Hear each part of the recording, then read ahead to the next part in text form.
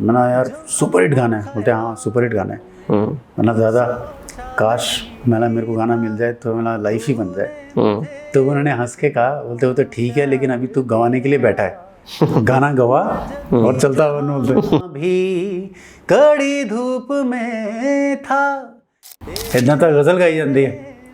गजल गा रहे हो, फिल्मी गीत सुना रहे हो, सा लगाओ सा, इदा लगना चाहिए। शेर नाल तुहाडी आवाज़ ਇਹੋ ਜਿਹੀ होनी चाहिए, दूर तक सुने।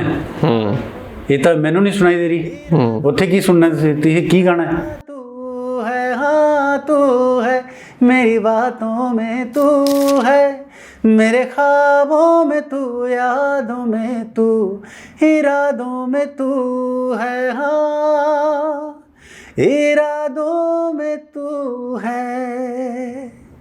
हेलो दोस्तों, मैं हाँ तुहाडा होस्ट ते दोस्त डॉक्टर अरविंदर धालीवाल। पंजाब यूनिवर्सिटी एक अजिही जगह जिस विच वक्रियां वक्रियां थावां तो स्टूडेंट्स आउंदे ने ते फिर वक्रियां वक्रियां थावां ते जांदे ने। वक्रियां थावां ते आउंदे ने, इकट्ठे हुंदे ने, कुछ सांझ पैंदी है, फिर अलग अलग जगह ते जांदे ने, पर वो एक सांझ बरकरार रहिंदी है। मेरा सुभाग कि मैनू भी पंजाब यूनिवर्सिटी विच पढ़न का मौका मिलिया, म्यूजिक डिपार्टमेंट पढ़न का मौका मिलिया।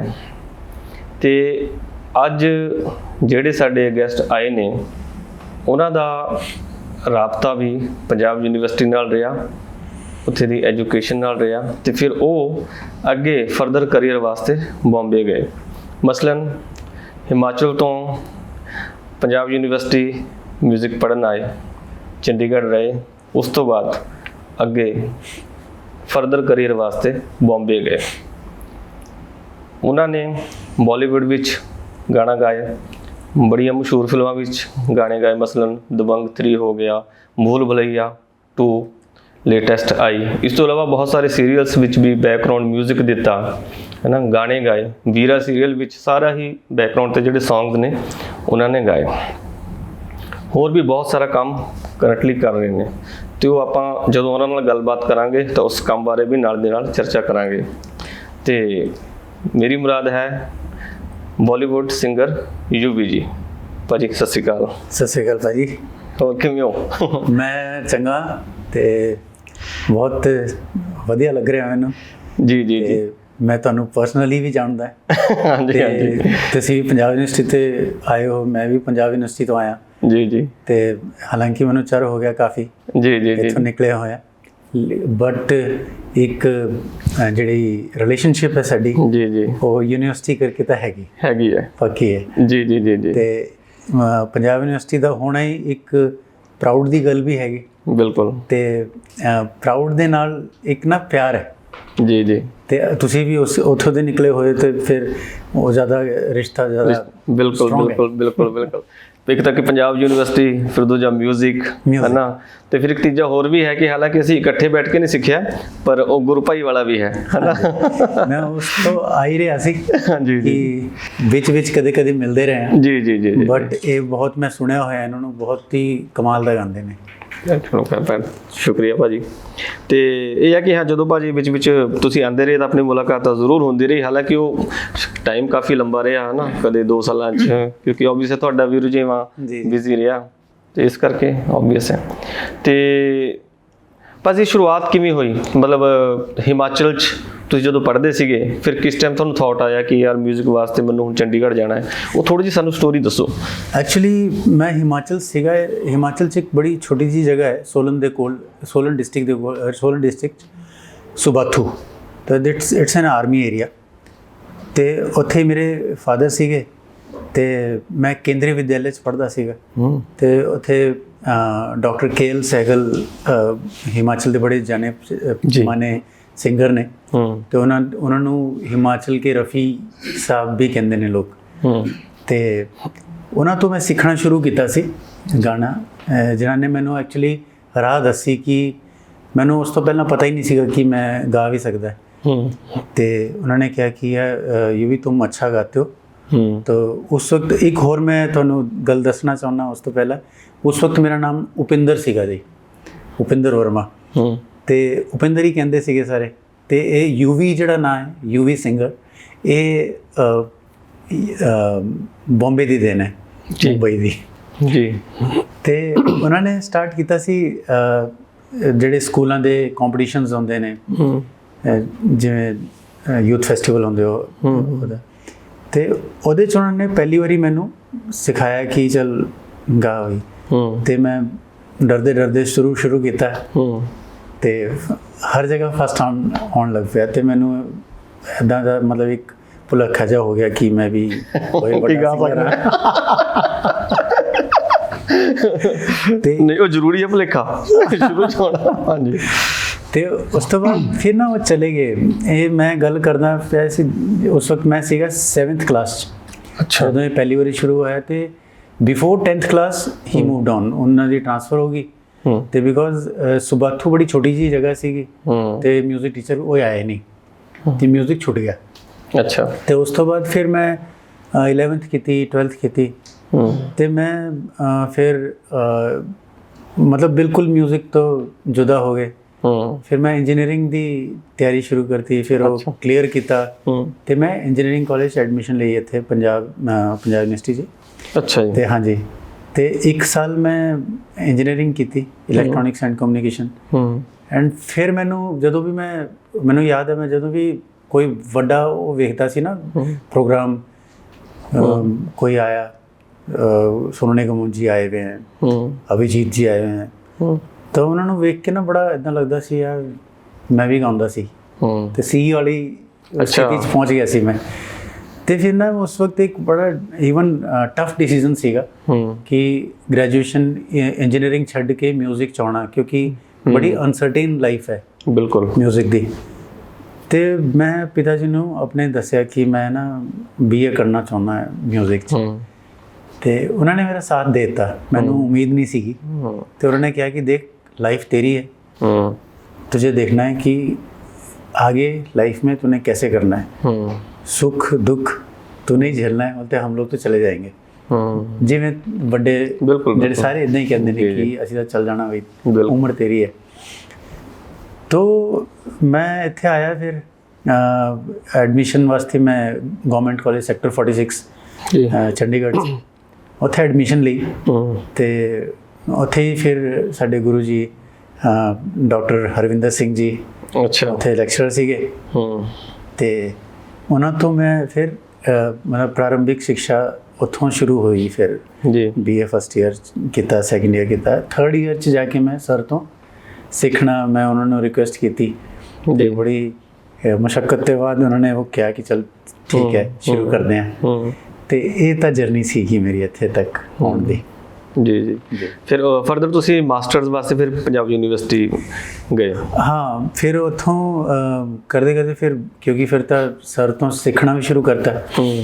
तो एक होर गल जी मैं सारे सिंगर्स नूं भी ते एज ए ह्यूमन बीइंग भी दसना चाहुंदा, जिहड़ा घमंड हुंदा ना वो बड़ा कई बारी तुहानूं परेशान करता है। मैं अपनी एक गल दसदा, जदों मैं चंडीगढ़ आया सी ते मैं पहली बारी पार्टिसिपेट किया म्यूजिक के कॉम्पीटिशन च। सर ने मैंने तैयार करवाया, पहाड़ी गाना गाया सी मैं। गाना क्या सी, कपड़े अधोआ कने रोआ कुंजुआ बीच बटन नसाणी हो, मेरी ये जिंदे बीच बटन नसाणी हो।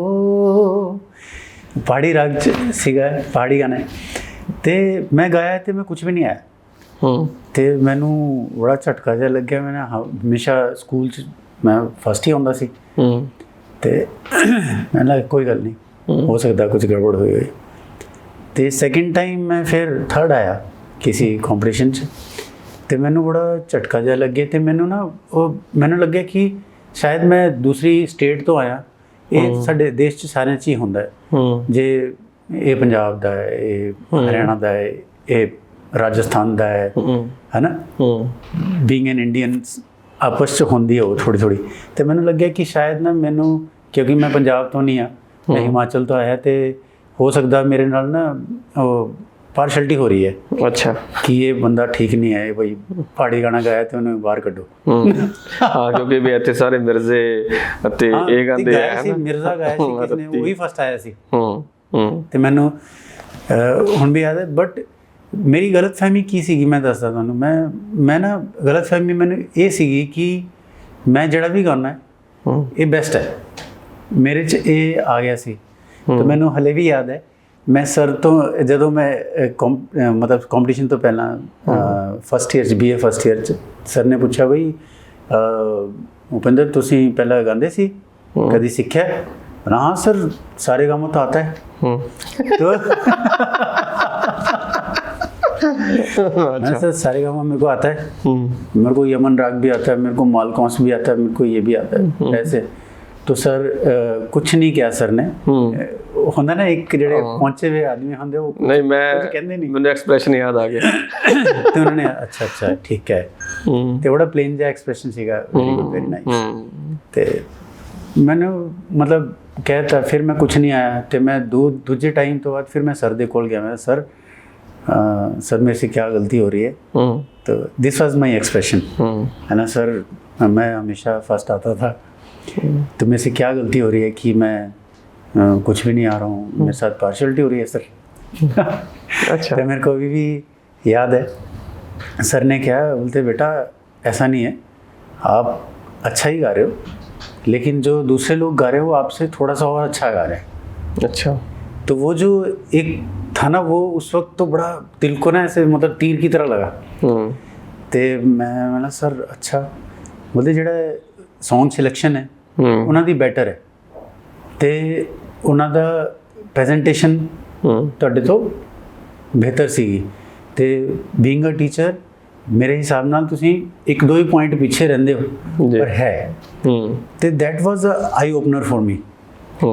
ਤੇ ਉਹ ਨਾ ਜਿਹੜੇ ਕਹਿੰਦੇ ਨਾ ਉਹ ਘਮੰਡ ਦੀ ਦੀਵਾਰ ਜਿਹੜੀ ਟੁੱਟਦੀ ਹੈ ਤੇ ਉਹ ਟੁੱਟੀ ਮੇਰੇ ਤੋਂ ਤੇ ਮੈਨੂੰ ਸਰ ਵਾਸਤੇ ਨਾ ਬੜੀ ਇੱਜ਼ਤ ਹੋ ਗਈ। ਮੈਨੂੰ ਯਾਰ ਕਿੰਨੇ ਪਿਆਰ ਨਾਲ ਇਹਨਾਂ ਨੇ ਸਭ ਕੁਝ ਦੱਸਤਾ ਮੈਨੂੰ ਤੇ ਮੈਨੂੰ ਲੱਗਦਾ ਮੇਰੀ ਜਿਹੜੀ ਗਰੋਥ ਦਾ ਰੀਜ਼ਨ ਸੀਗਾ ਨਾ ਉਸ ਟਾਈਮ ਤੋਂ ਬਾਅਦ ਸ਼ੁਰੂ ਹੋਇਆ। ਜਦੋਂ ਮੈਨੂੰ ਉਸ ਦਿਨ ਤੋਂ ਬਾਅਦ ਇਹ ਲੱਗਿਆ ਕਿ ਯੂ ਵੀ ਤੈਨੂੰ ਕੁਝ ਆਉਂਦਾ ਨਹੀਂ ਹੈ, ਸਿੱਖਣਾ ਪਾਉਣਾ ਹੈ। ਤੇ ਫਿਰ ਮੈਂ ਸਰ ਦੇ ਕੋਲ ਗਿਆ, ਮੈਂ ਸਰ ਨੂੰ ਰਿਕੁਐਸਟ ਕੀਤੀ, ਮੈਂ ਸਰ ਮੈਂ ਸਿੱਖਣਾ ਹੈ। ਤੇ ਮੈਨੂੰ ਹੁਣ ਵੀ ਯਾਦ ਹੈ ਮੈਂ ਪੂਰਾ 1 ਸਾਲ ਯਮਨ ਗਾਇਆ ਸਰ। ਅੱਛਾ। ਪੂਰਾ 1 ਸਾਲ ਯਮਨ ਗਾਇਆ ਤੇ ਕਈ ਵਾਰੀ ਤਿਆਰੀ ਕਰਕੇ ਜਾਂਦੇ ਸੀ, ਸਰ ਬੋਲਦੇ ਸੀ ਸਾ ਨੀ ਮਤਲਬ ਸਾ ਤੋਂ ਨੀ ਤੇ ਮੋਲੇ ਤੇਰਾ ਨਿਸ਼ਾਦ ਠੀਕ ਨਹੀਂ ਲੱਗਦਾ ਪਿਆ, ਇਹਨੂੰ ਠੀਕ ਕਰੋ। ਤੇ ਮੈਨੂੰ ਲੱਗਦਾ ਸੀ ਕਿ सा नहीं ठीक तो है। तो समझ नहीं मतलब समझ ही नहीं आता सी कि ठीक करना की है। हाँ इसकी ठीक करना है, बिल्कुल बिल्कुल ठीक लग रहा है। ते ਜਦੋਂ ਵੀ ਮੈਂ ਇੱਥੇ ਆਣਾ ਤੇ ਉਹਨਾਂ ਨੇ ਕਹਿ ਦੇਣਾ ਕਿ ਠੀਕ ਨਹੀਂ ਲੱਗ ਰਿਹਾ, ਨਹੀਂ ਚੜ ਗਿਆ ਉਤਰ ਗਿਆ ਤੇ ਉਤਰਨਾ ਚੜਨਾ। ਫਿਰ ਮੈਨੂੰ ਹੌਲੀ ਹੌਲੀ ਸਮਝ ਆਇਆ, ਸਾਲ ਤੋਂ ਬਾਅਦ ਮੈਨੂੰ ਸਮਝ ਆਇਆ ਕਿ it's a very difficult profession and ਜਿਹੜੇ ਮੈਂ ਜਿੱਥੇ ਵੀ ਮੈਂ ਹਾਰ ਜਾਂਦਾ ਸੀ, ਮੈਂ ਨਹੀਂ ਆਇਆ, ਥਰਡ ਨਹੀਂ ਆਇਆ, ਫਸਟ ਨਹੀਂ ਆਇਆ, ਸੈਕਿੰਡ ਨਹੀਂ ਆਇਆ ਤੇ ਕਿਉਂ ਮੈਂ ਠੀਕ ਨਹੀਂ ਆਉਂਦਾ ਸੀ। ਮੈਨੂੰ ਲੱਗਦਾ ਸੀ ਕਿ ਉਹ ਲਿਟਲ ਨੌਲੇਜ ਕਹਿੰਦੇ ਨਾ, ਲਿਟਲ ਨੌਲੇਜ ਇਜ਼ ਡੇਂਜਰਸ। ਬਿਲਕੁਲ। ਤੇ ਜਦੋਂ ਸਿੱਖਣਾ ਸ਼ੁਰੂ ਕੀਤਾ ਫਿਰ ਸਮਝ ਆਇਆ ਕਿ ਨਹੀਂ, there is lot more to go, it's a long way to go. ਬਿਲਕੁਲ। ਫਿਰ ਮੈਂ ਸਮਝਿਆ ਤੇ ਉਸ ਤੋਂ ਬਾਅਦ ਨਾ ਹੰਬਲਨੈਸ ਮੇਰੀ ਲਾਈਫ 'ਚ ਸ਼ੁਰੂ ਹੋਈ ਹੈ ਤੇ ਅਸਲੀ ਸਿੱਖਣਾ ਜਿਹੜਾ ਨਾ ਮੈਂ ਤਾਂ ਸ਼ੁਰੂ ਹੋਇਆ ਤੇ ਥੋੜੀ ਜਿਹੀ ਲੰਬੀ ਹੋਈ ਗੱਲ ਤੇ ਨਹੀਂ ਇਹ ਐਕਚੁਅਲੀ ਪਤਾ ਨਾ ਇਹ ਗੱਲ ਜਾਣਨੀ ਜ਼ਰੂਰੀ ਹੈ ਭਾਜੀ, ਕਿਉਂਕਿ ਜਿਹੜੇ ਸਾਡੇ ਯੰਗਸਟਰ ਵੀ ਹੁਣ ਇੰਟਰਵਿਊ ਦੇਖਣਗੇ ਤਾਂ ਕਿਉਂਕਿ ਜਦੋਂ ਸਿੱਖਣ ਵਾਸਤੇ ਨਾ ਉਹ ਜਿਹੜਾ ਸਾਡਾ ਪਹਿਲਾਂ ਖਾਲੀ ਹੋਣਾ ਜ਼ਰੂਰੀ ਹੈ, ਜਿਵੇਂ ਹੈ ਨਾ ਕਿ ਜਿਵੇਂ ਭਾਂਡਾ ਖਾਲੀ ਹੋਏਗਾ ਤਾਂ ਹੀ ਉਹਦੇ 'ਚ ਕੁਝ ਪਾਵਾਂਗੇ। ਬਿਲਕੁਲ। ਕਿਉਂਕਿ ਜਦੋਂ ਆਪਾਂ ਪ੍ਰੀ ਓਕੂਪਾਈਡ ਹੁੰਦੇ ਹਾਂ ਤਾਂ ਫਿਰ ਨਵਾਂ ਸਿੱਖਣਾ ਤਾਂ ਬੜਾ ਔਖਾ ਹੋ ਜਾਂਦਾ। ਹਾਂਜੀ। ਤਾਂ ਇਹ ਤਾਂ ਖੈਰ ਤੁਹਾਡੇ ਉਹ ਸੀਗਾ ਵੀ ਬਚਪਨਾ ਵੀ ਸੀਗਾ ਉਸ ਟਾਈਮ, ਪਰ ਇਹ ਇੰਪੋਰਟੈਂਟ ਹੈ ਚੀਜ਼ ਜੋ ਮੈਂ ਵੀ ਸੋਚਦਾ। ਤੇ ਤੇ ਸਾਡੇ ਨਾਲ ਕੋਈ ਭਾਜੀ ਪੰਜਾਬ ਯੂਨੀਵਰਸਿਟੀ ਦੀ ਕੋਈ ਸਾਡੇ ਨਾਲ ਗੱਲ ਸਾਂਝੀ ਕਰੋ, ਕਿਉਂਕਿ ਉਸ ਟਾਈਮ ਤੁਹਾਡੇ ਜਦੋਂ ਤੁਸੀਂ ਕਰਦੇ ਸੀ ਮਾਸਟਰ, ਉਸ ਟਾਈਮ ਪੰਡਿਤ ਯਸ਼ਪਾਲ ਜੀ ਸੀਗੇ ਜੋ ਆਗਰੇ ਘਰਾਣੇ ਦੇ ਬਹੁਤ ਵੱਡੇ ਉਸਤਾਦ ਸੀਗੇ। ਹਾਂਜੀ ਤੇ ਹਾਂਜੀ ਤੇ ਮੈਨੂੰ ਤਾਂ ਬੜੇ ਕਿੱਸੇ, ਕਿਉਂਕਿ ਮੈਂ ਹੋਰ ਵੀ ਸੁਣੇ ਨੇ, ਤਾਂ ਇਸ ਕਰਕੇ ਮੈਂ ਤੁਹਾਡੇ ਤੋਂ ਵੀ ਸੁਣਨਾ ਚਾਹੁੰਦਾ ਹਾਂ, ਕਿਉਂਕਿ ਕਿ ਉਹਨਾਂ ਦੀ ਕਲਾਸ ਲਾਉਣੀ ਵੀ ਇੱਕ ਆਪਣੇ ਆਪ 'ਚ ਬਹੁਤ ਵੱਡਾ ਇੱਕ ਚੈਲੰਜ ਰਹਿੰਦਾ ਸੀਗਾ। ਮੈਨੂੰ ਯਾਦ ਹੈ ਮੈਂ ਜਦੋਂ ਇਹਦੇ 'ਚ ਮਤਲਬ ਐਡਮਿਸ਼ਨ ਵਾਸਤੇ ਗਿਆ ਸੀ ਤੇ ਐਡਮਿਸ਼ਨ ਹੋ ਗਈ ਮੇਰੀ। ਉਸ ਵਕਤ 10 ਸੀਟਸ ਹੁੰਦੀਆਂ ਸੀਗੀਆਂ ਪੰਜਾਬ ਯੂਨੀਵਰਸਿਟੀ 'ਚ, ਤੇ ਸਟੂਡੈਂਟ ਆਉਂਦੇ ਸੀ ਕੋਈ 300 400। ਬਿਲਕੁਲ ਆਲ ਰੀਜਨ ਨਾ। ਬਿਲਕੁਲ। ਤੇ ਪੰਜਾਬ ਯੂਨੀਵਰਸਿਟੀ ਦਾ ਸਟੇਟਸ ਬੜਾ ਹਾਈ ਸੀ ਮਿਊਜ਼ਿਕ 'ਚ। ਬਿਲਕੁਲ। ਤੇ ਸਾਰੇ ਹਿਮਾਚਲ ਤੋਂ ਵੀ ਆਉਂਦੇ ਸੀ, ਹਰਿਆਣੇ ਤੋਂ, ਰਾਜਸਥਾਨ ਤੱਕ ਦੇ ਬੰਦੇ ਆਉਂਦੇ ਸੀ। ਤੇ ਮੈਨੂੰ ਤਾਂ ਪਹਿਲਾਂ ਇਹੀ ਸੀਗਾ ਪਤਾ ਨਹੀਂ ਹੋਣੀ ਵੀ ਐਡਮਿਸ਼ਨ ਕਿ ਨਹੀਂ। ਜੀ। ਬਟ ਐਡਮਿਸ਼ਨ ਹੋ ਗਈ। ਤੇ ਫਿਰ ਮੈਨੂੰ ਯਾਦ ਹੈ ਮੇਰੇ ਗੁਰੂ ਜੀ ਨੇ ਮੈਨੂੰ ਕਿਹਾ ਸੀ, ਹਰਵਿੰਦਰ ਸਰ ਨੇ, ਕਿ ਕੁछ भी हो जाए यशपाल सर की क्लास कभी मत छोड़ना। ਤੇ ਦਿਸ ਵਾਸ ਦਾ ਇੰਸਟਰਕਸ਼ਨ। ਤੇ ਉਹਨਾਂ ਨੇ ਮੈਨੂੰ ਕਿਹਾ ਕਿ ਜਦੋਂ ਯੂਨੀਵਰਸਿਟੀ ਜਾਂਦੇ ਨੇ ਤੇ ਉੱਥੇ ਦਾ ਮਾਹੌਲ ਨਾ ਥੋੜਾ ਖੁੱਲਾ ਜਿਹਾ ਹੁੰਦਾ ਤੇ ਕਾਲਜ ਤੱਕ ਤੁਸੀਂ ਦਬ ਕੇ ਰਹੇ ਹੋ, ਤੇ ਉੱਥੇ ਇੱਕਦਮ ਜਦੋਂ ਖੁੱਲਦੇ ਨਾ ਫਰੀडम ਆਉਂਦੀ ਹੈ ਤੇ ਫਿਰ ਆਦਮੀ ਬਹਿਕ ਜਾਂਦਾ ਹੈ, ਤੇ उससे बचना। तो वो मेरे दिमाग में था, मैं सर को बहुत फॉलो करता था। ਤੇ ਆਏ ਫਿਰ ਇੱਥੇ ਯਸ਼ਪਾਲ ਸਰ, ਮਤਲਬ ਜਾਣੇ ਮਾਨੇ ਹਸਤੀ। ਤੇ ਹਮਾਰੇ ਸਾਡੇ ਜਿਹੜੇ ਗੁਰੂ ਜੀ ਥੇ ਉਹ ਵੀ ਉਹਨਾਂ ਤੋਂ ਸਿੱਖਦੇ ਸੀ। ਤੇ ਇੱਕ ਰਿਸਪੈਕਟ ਦਾ ਉਹ ਜਿਹੜਾ ਮਤਲਬ ਕੜੀ ਬਣੀ ਹੋਈ ਸੀ, ਤਾਂ ਉਹ ਥੋੜੀ ਜਿਹੀ ਹੋਰ ਹਾਈ ਸੀਗੀ ਸਰ ਦੇ ਵੀ ਸਰ। ਤੇ ਉਹ ਜਦੋਂ ਮੈਂ ਸ਼ੁਰੂ ਕੀਤਾ ਮੈਨੂੰ ਯਾਦ ਹੈ, ਪਰ ਮੈਂ ਉਹ ਜਿਹੀ ਗਲਤੀ ਨਹੀਂ ਕੀਤੀ ਜਿਹੜੀ ਮੈਂ ਪਹਿਲਾਂ ਕੀਤੀ ਸੀ ਨਾ, ਕਿ ਸਾਨੀ ਦਾ ਪਤਾ ਹੁੰਦਾ ਸਾਰੇ ਗਾਮਾ ਸਿੱਖਿਆ ਹੋਇਆ। ਇਹ ਗਲਤੀ ਮੈਂ ਉਹਨਾਂ ਦੇ ਸਾਹਮਣੇ ਨਹੀਂ ਕੀਤੀ। ਤੇ ਸਰ ਬੜੇ ਗੁੱਸੇ ਵਾਲੇ ਸੀਗੇ, ਮੈਨੂੰ ਯਾਦ ਹੈ। ਤੇ ਸਟਾਰਟ ਕਰਦੇ ਸੀ ਅਸਲ ਜਦੋਂ ਸਿਖਾਉਣਾ ਉਹਨਾਂ ਨੇ ਨਾ, ਉਹਨਾਂ ਦਾ ਸਿਖਾਉਣ ਦਾ ਤਰੀਕਾ ਥੋੜ੍ਹਾ ਜਿਹਾ ਡਿਫਰੈਂਟ ਸੀਗਾ। ਤੇ ਉਹ ਮਤਲਬ ਨੋਰਮਲ ਜਿਹਾ ਨਹੀਂ ਸਿਖਾਉਂਦੇ ਸੀ ਕਿ ਲਗਾਓ ਸਾ, ਉਸਕੇ ਬਾਅਦ ਹਾਂ ਪਾ ਸਾ, ਇਹ ਸਭ ਨਹੀਂ। ਉਹਨਾਂ ਦਾ ਬੜਾ, ਜੇ ਤੁਹਾਨੂੰ ਆਉਂਦਾ ਹੈ ਤੇ ਫਿਰ ਉਹਨਾਂ ਨੂੰ ਸੁਣੋ, ਧਿਆਨ ਨਾਲ ਸੁਣੋ। ਅੱਛਾ। ਤੇ ਉਹ ਸਿਖਾਉਣ ਦਾ ਤਰੀਕਾ ਸੀਗਾ ਉਹਨਾਂ ਦਾ, ਲੇਕਿਨ ਬੜਾ ਇੰਟਰਸਟਿੰਗ ਤਰੀਕਾ ਥਾ। ਕਈ ਲੋਕ ਘਬਰਾ ਜਾਂਦੇ ਸੀਗੇ ਉਹਨਾਂ ਤੋਂ ਸਿੱਖਣ ਤੋਂ ਨਾ, ਕਿਉਂਕਿ ਗੁੱਸੇ ਵਾਲੇ ਸੀਗੇ। ਤਾਂ ਮੈਨੂੰ ਯਾਦ ਇੱਕ ਵਾਰੀ ਉਹ ਇੱਕ ਮਿੰਟ ਦਾ, ਜਿਵੇਂ ਹਾਂ ਬਈ ਅੱਜ 5 ਮਿੰਟ ये भी गाएगा, 5 मिनट ये गाएगी, 5 मिनट ये सब सुनाओ। तो मैं मान लो कि यमन नेरेगा, क्या गज़ल गा रहे हो क्या? तो मेरे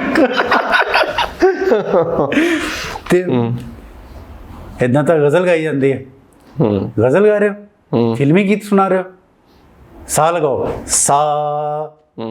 ਇੱਦਾਂ ਲੱਗਣਾ ਚਾਹੀਦਾ, ਸ਼ੇਰ ਨਾਲ ਤੁਹਾਡੀ ਆਵਾਜ਼ ਇਹੋ ਜਿਹੀ ਹੋਣੀ ਚਾਹੀਦੀ ਦੂਰ ਤੱਕ ਸੁਣੇ। ਇਹ ਤਾਂ ਮੈਨੂੰ ਨਹੀਂ ਸੁਣਾਈ ਦੇ ਰਹੀ, ਉੱਥੇ ਕੀ ਸੁਣਨਾ ਤੁਸੀਂ, ਇਹ ਕੀ ਗਾਣਾ ਹੈ? ਤੇ ਅੱਧਾ ਉਹ ਜਿਹੜਾ ਹਿੰਮਤ ਹੁੰਦੀ ਸੀਗੀ ਨਾ, ਉਹ ਟੁੱਟ ਜਾਂਦੀ ਸੀ ਉਸ ਵਕਤ। ਮੈਂ ਯਾਰ ਮਤਲਬ ਕਿੰਨਾ ਡਿਫਿਕਲਟ ਹੈ। ਬਟ ਮਤਲਬ ਇੱਕ ਕਿੱਸਾ ਸੀਗਾ, ਤੇ ਹੀ ਵਾਜ਼ ਵੈਰੀ ਡਿਸਿਪਲਿਨਰੀ, ਬਿਲਕੁਲ ਵੈਰੀ ਡਿਸਿਪਲਿਨਡ ਮੈਨ। ਐਂਡ ਉਹਨਾਂ ਦੀ ਜਿਹੜੀ ਗਾਇਕੀ ਸੀਗੀ ਉਹ ਤਾਂ ਖੈਰ ਮਤਲਬ ਸੋਚ ਵੀ ਨਹੀਂ ਸਕਦੇ। ਜੇ ਉਹਨਾਂ ਨੂੰ ਤੁਸੀਂ ਧਿਆਨ ਨਾਲ ਸੁਣ ਲਓ ਨਾ, ਸਿਰਫ ਆਪਣਾ ਪ੍ਰੈਕਟਿਸ ਕਰਦੇ ਰਹੋ, ਜਿਹੜਾ ਵੀ ਤੁਸੀਂ ਆਪਣੇ ਗੁਰੂ ਤੋਂ ਸਿੱਖਦੇ ਹੋ ਉਸ ਪ੍ਰੈਕਟਿਸ ਕਰਦੇ ਰਹੋ, ਤੇ ਉਹਨਾਂ ਨੂੰ ਪਿਆਰ ਨਾਲ ਸੁਣਦੇ ਰਹੋ। 1 ਘੰਟਾ 45 ਮਿੰਟਸ ਦੀ ਕਲਾਸ ਹੁੰਦੀ ਸੀ ਮੈਨੂੰ ਯਾਦ ਹੈ ਜੀ। ਤੇ 15 ਲਾਸਟ ਦੇ ਜਿਹੜੇ 15 ਮਿੰਟਸ ਹੁੰਦੇ ਸੀ ਨਾ, ਉਹ ਪਰਫਾਰਮ ਕਰਦੇ ਸੀ almost, because he was a performer. ਤੇ ਟੀਚਰ ਤਾਂ ਉਹ ਬਹੁਤ ਮਤਲਬ ਕਮਾਲ ਦੇ ਹੀ ਸੀਗੇ, ਲੇਕਿਨ ਜਿਹੜੀ ਉਹ ਉਹਨਾਂ ਦੀ ਪਰਫਾਰਮੈਂਸ ਸੀਗੀ ਨਾ, ਲੋਕਾਂ ਨੂੰ ਕਈ ਵਾਰੀ ਜਿਹੜੇ ਸਟੂਡੈਂਟਸ ਸੀ ਸਾਰਿਆਂ ਨੂੰ ਇਹ ਕਈ ਵਾਰ ਸਮਝ ਨਹੀਂ ਹੁੰਦੀ ਸਾਨੂੰ ਨਾ। ਤੇ ਕਈ ਵਾਰ ਇਹ ਸੋਚਦੇ ਕਿ ਇਹ ਤਾਂ ਆਪ ਹੀ ਗਾਈ ਜਾਂਦੇ ਨੇ, ਅਸੀਂ ਸਾਨੂੰ ਕਦੋਂ ਸਿਖਾਉਣਗੇ। ਬਿਲਕੁਲ। ਜਦਕਿ ਮੈਨੂੰ ਲੱਗਦਾ ਹੈ ਕਿ ਜਿਹੜਾ ਜਿਹੜੇ 30 ਮਿੰਟਸ ਉਹਨਾਂ ਨੇ ਦਿੱਤੇ ਸਿਖਾਉਣ ਵਾਸਤੇ ਕਿ ਇਹ ਸਾ ਇਦਾਂ ਲਗਾਓ, ਗਾ ਇਦਾਂ ਲਗਾਓ, ਇਹਦੀ ਸ਼ਰੂਤੀ ਇਦਾਂ ਲੱਗਦੀ ਹੈ, ਭੈਰਵ ਚ ਰੇ ਥੋੜਾ ਜਿਹਾ ਘੱਟ ਲੱਗਦਾ ਹੈ, ਮਤਲਬ ਸਾ ਦੀ ਤਰਫ ਹੈ ਜਾਂ ਹੈ ਨਾ, ਜਾਂ ਤੋੜੀ ਦਾ ਰੇ ਥੋੜਾ ਜਿਹਾ ਗਾ ਦੀ ਤਰਫ ਹੈ, ਕੋਮਲ ਗਾ ਦੀ ਤਰਫ। ਤੇ ਇਹ ਬੜੀ ਛੋਟੀ ਛੋਟੀ ਚੀਜ਼ਾਂ ਨੇ ਲੇਕਿਨ ਬਹੁਤ ਇੰਪੋਰਟੈਂਟ ਨੇ ਬਿਲਕੁਲ ਇੰਡੀਅਨ ਰਾਗ ਸਿਸਟਮ ਦੇ ਹਿਸਾਬ ਨਾਲ। It's very important. ਤੇ ਛੋਟੀ ਛੋਟੀ श्रुतियाँ थे वो लगा के भी दस देते थे कई बार कि तुम लोग 22 श्रुतियाँ सोचते हो, मैं 44 बना देता हूँ लोग। तो गा मतलब लेकिन उसके लिए प्रोफिशिएंसी चाहिए एक। बिल्कुल। तो मेरे को याद है वो जो 15 मिनट होते थे ना, मैं उनको इतना ध्यान से सुनता था।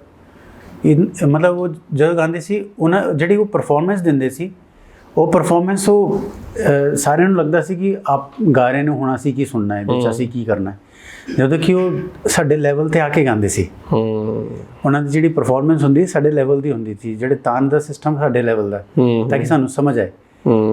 ਤੇ ਇਸ ਤਰੀਕਾ ਸੀਗਾ ਉਹਨਾਂ ਦਾ ਸਮਝਾਉਣ ਦਾ। ਤੇ ਮੈਂ ਤਾਂ ਉਹਨਾਂ ਦੀ ਜਿਹੜੀ ਤਾਨ ਦਾ ਕਾਇਲ ਸੀਗਾ, ਜਿਹੜੇ ਲਾਉਂਦੇ ਸੀ ਉਹ ਕਮਾਲ ਸੀਗੇ। ਮਤਲਬ ਮੈਂ ਬਹੁਤ ਸਿੱਖਿਆ ਮਤਲਬ ਉਹਨਾਂ ਤੋਂ। ਵਾਹ ਜੀ ਵਾਹ, ਠੀਕ ਹੈ।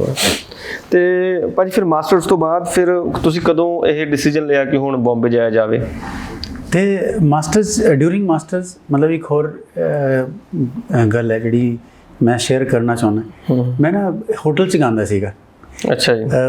ਇੱਥੇ ਹੋਟਲ ਸੀਗਾ, ਇੱਕ ਰੈਸਟੋਰੈਂਟ ਸੀਗਾ ਮਹਿਫਿਲ, ਚੰਡੀਗੜ੍ਹ 'ਚ ਜੀ 17 ਸੈਕਟਰ। ਹਾਂ 17 ਸੈਕਟਰ 'ਚ ਮਹਿਫਿਲ ਰੈਸਟੋਰੈਂਟ, ਲੇਟ ਸ਼੍ਰੀ ਹਰਮੋਹਨ ਧਵਨ ਜੀ ਦਾ ਉਹਨਾਂ ਦਾ। ਤੇ ਉੱਥੇ ਮੈਂ ਤੇ ਇੱਕ ਹੋਰ ਮੁੰਡਾ ਸੀਗਾ ਮੇਰੇ ਨਾਲ, ਉਹ ਕੀਬੋਰਡ ਪਲੇ ਕਰਦਾ ਸੀ, ਇੱਕ ਬੰਦਾ ਗਿਟਾਰ ਪਲੇ ਕਰਦਾ ਸੀ, ਤੇ ਮੈਂ ਗਾਣਾ ਗਾਉਂਦਾ ਸੀ ਉੱਥੇ। ਤੇ ਮੈਨੂੰ ਕਾਲਜ ਕਲਰ ਮਿਲਿਆ ਹੋਇਆ ਸੀ, ਮੈਨੂੰ ਹੁਣ ਵੀ ਯਾਦ ਹੈ। ਅੱਛਾ। ਹਾਂ ਕਾਲਜ ਕਲਰ ਮਿਲਿਆ ਸੀ, ਤੇ ਮੈਂ ਉਹੀ ਆਪਣਾ ਨਾ ਬਲੇਜ਼ਰ ਪਹਿਨ ਕੇ ਜਾਂਦਾ ਸੀ। ਅੱਛਾ। ਤੇ ਜਿੰਨੇ ਵੀ ਉੱਥੇ ਬੰਦੇ ਆਉਂਦੇ ਸੀ, अरे बच्चा कॉलेज का है, बड़ा ध्यान से ना, अरे तुम सेक्टर 46 के हो। ਤੇ I use to feel very proud ਜੀ। ਤੇ ਬੜਾ ਪਿਆਰ ਕਰਦੇ ਸੀਗੇ ਸਾਰੇ, ਕਿਉਂਕਿ ਛੋਟੇ ਛੋਟੇ ਸੀਗੇ ਅਸੀਂ ਜੀ। ਤੇ ਮੈਂ ਉੱਥੇ ਗਾਣਾ ਗਾਉਂਦਾ ਸੀ, ਕਿਉਂਕਿ ਫਿਲਮੀ ਗਾਣੇ। ਐਂਡ ਯਸ਼ਪਾਲ ਸਰ ਐਂਡ ਸਾਡੇ ਜਿਹੜੇ ਮੇਰੇ ਗੁਰੂ ਜੀ ਹਰਵਿੰਦਰ ਸਰ ਜੀ, ਜਿਹਨਾਂ ਤੋਂ ਮੈਂ ਸਿੱਖਦਾ ਸੀ ਪਰਸਨਲੀ, ਤੇ ਉਹਨਾਂ ਦੀ ਅਪਰੋਚ ਥੋੜ੍ਹਾ ਜਿਹਾ ਡਿਫਰੈਂਸ ਸੀਗਾ। ਯਸ਼ਪਾਲ ਸਰ ਨੂੰ ਮਤਲਬ ਫਿਲਮੀ ਗਾਣੇ, ਗਜ਼ਲ ਗੀਤ ਉਹ ਜ਼ਿਆਦਾ ਨਹੀਂ ਸੀਗੇ। ਉਹਨਾਂ ਦਾ ਮਤਲਬ ਸੀ ਕਿ ਜੇ ਤੁਸੀਂ ਇਹ ਗਾਉਂਦੇ ਹੋ ਤਾਂ ਗਲਤ ਹੈ, ਤੁਸੀਂ ਪਹਿਲਾਂ ਕਲਾਸੀਕਲ ਸਿੱਖੋ। ਮਤਲਬ ਗਲਤ ਨਹੀਂ ਸੀਗਾ ਉਹਨਾਂ ਦਾ ਮਤਲਬ ਸੀਗਾ ਪਹਿਲਾਂ ਸਿੱਖ ਲਓ, ਮਤਲਬ ਕਿ ਤੁਹਾਡੀ ਆਵਾਜ਼ ਤੇ ਪ੍ਰਭਾਵ ਆਉਂਦਾ ਉਸ ਚੀਜ਼ ਦਾ। ਹਾਂਜੀ। ਤੇ ਚੰਗੀ ਤਰ੍ਹਾਂ ਸਿੱਖੋ, ਉਸ ਤੋਂ ਬਾਅਦ ਫਿਰ ਜਿਹੜਾ ਗਾਣਾ ਉਹ ਗਾਓ। ਬਟ ਮੇਰੇ ਜਿਹੜੇ ਗੁਰੂ ਜੀ ਸੇ ਹਰਵਿੰਦਰ ਸਰ ਜੀ, ਉਹ ਕਹਿੰਦੇ ਸੀ ਦੇਖੋ ਜਿਹੜਾ ਵੀ ਕੰਮ ਹੁੰਦਾ ਕੰਮ ਕਰੋ, ਜੇ ਤੁਸੀਂ ਨਾਲ ਨਾਲ ਕੰਮ ਵੀ ਕਰਦੇ ਹੋ, ਨਾਲ ਨਾਲ ਸਿੱਖਦੇ ਵੀ ਹੋ, ਨਾਲੇ ਤੁਸੀਂ ਗਾ ਰਹੇ ਹੋ, ਗਾ ਕੇ ਕਮਾ ਰਹੇ ਹੋ, ਤੇ ਨਾਲੇ ਗਾਣੇ ਦਾ ਜਿਹੜਾ ਤੁਸੀਂ ਸਿੱਖ ਰਹੇ ਹੋ ਜਿਵੇਂ ਉਹਨਾਂ ਨੇ ਸਿਖਾਇਆ, ਤੇ ਉਹ ਕਿਤੇ ਨਾ ਕਿਤੇ ਇੰਪਲੀਮੈਂਟੇਸ਼ਨ ਨਾਲ ਦੇ ਨਾਲ ਹੀ ਚੱਲਦੀ ਰਹਿੰਦੀ ਹੈ। ਬਿਲਕੁਲ। ਜਿਹੜਾ ਤੁਸੀਂ ਸਿੱਖ ਰਹੇ ਹੋ ਉਹ ਹੀ ਤੁਹਾਡੀ ਆਵਾਜ਼ 'ਚ ਆਉਣਾ ਹੀ ਆਉਣਾ। ਤੇ ਉਹਨਾਂ ਦੀ ਅਪਰੋਚ ਥੋੜ੍ਹੀ ਜਿਹੀ ਡਿਫਰੈਂਟ ਸੀਗੀ, ਤੇ ਮੈਨੂੰ ਉਹ ਅਪਰੋਚ ਜ਼ਿਆਦਾ ਮੈਨੂੰ ਲੱਗਿਆ ਕਿ ਠੀਕ ਸੀ। ਤੇ ਇਹ ਸੀਗਾ। ਤੇ ਫਿਰ ਮੈਂ MA ਕੀਤੀ ਇੱਥੋਂ, ਇੱਦਾਂ ਕਰਕੇ ਮਤਲਬ ਪ੍ਰੋਗਰਾਮ ਵੀ ਕਰਦਾ ਸੀ ਮੈਂ, ਤੇ ਨਾਲ ਤੁਸੀਂ ਪੜ੍ਹਾਈ ਵੀ ਕਰ ਰਹੇ ਸੀ? ਹਾਂਜੀ। ਓਕੇ।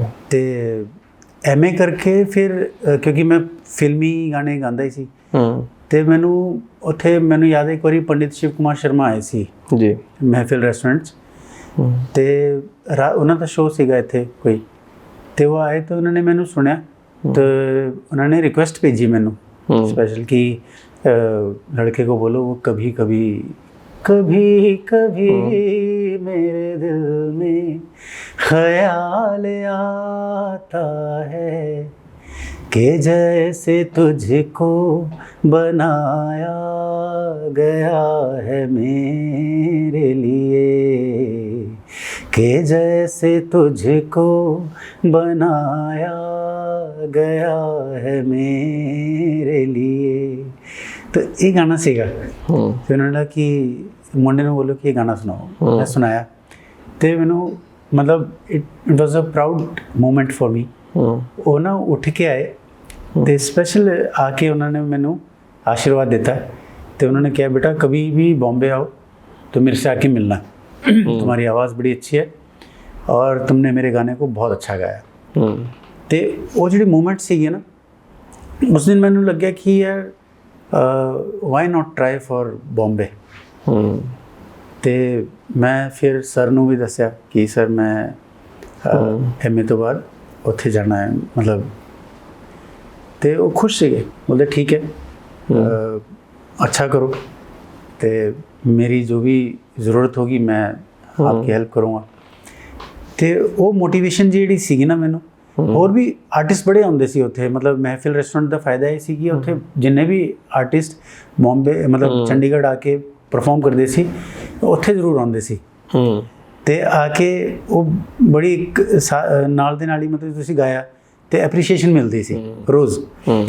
फिर बॉम्बे के बाद कैसा सफ़र रहा, मतलब जब आप गए तो जाहिर सी बात है शुरू में तो काम नहीं मिला होगा। हाँ सर, दर्शकों को बताना चाहता हूँ पंजाबी से हिंदी में हम लोग पहुँच गए क्योंकि आप बॉम्बे पहुँच चुके हैं, क्योंकि पंजाब से हम बॉम्बे पहुँच गए।